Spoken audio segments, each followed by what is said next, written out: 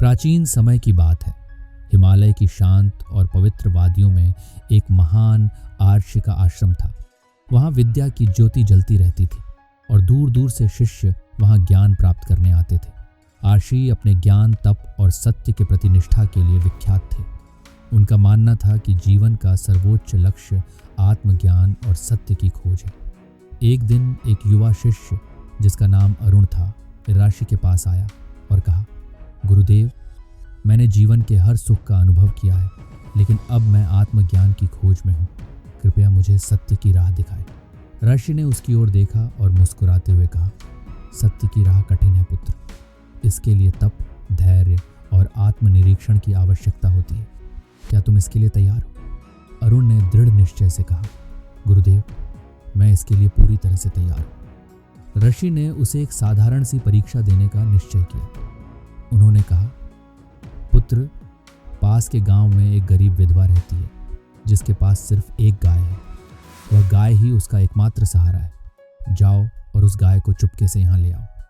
अरुण यह सुनकर हैरान रह गया, लेकिन गुरु की आज्ञा का पालन करना उसका धर्म था। वह आधी रात को चुपचाप उस विधवा के घर गया। उसने देखा कि गाय बंधी हुई थी और विधवा गहरी नींद में सो रही थी।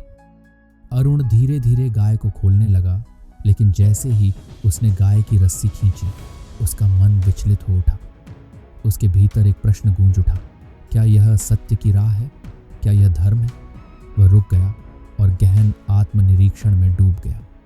उसने सोचा, अगर मैं इस गाय को चुरा लेता हूँ तो उस विधवा का क्या होगा? क्या यही सत्य की खोज है? वह सत्य के मार्ग पर चलने का संकल्प लेकर वापस आश्रम की ओर चल पड़ा। उसने गुरु के समक्ष उपस्थित होकर कहा, गुरुदेव, मैं आपकी आज्ञा का पालन नहीं कर सका। मुझे लगा कि यह सत्य की राह नहीं है।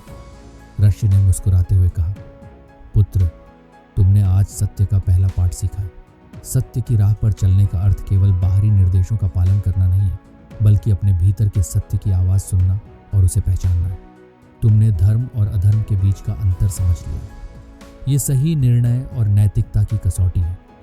अरुण ने सिर झुकाकर कहा, गुरुदेव, आज मैंने समझा कि सत्य केवल बाहरी क्रियाओं में नहीं, बल्कि हमारे अंतर मन में स्थित है।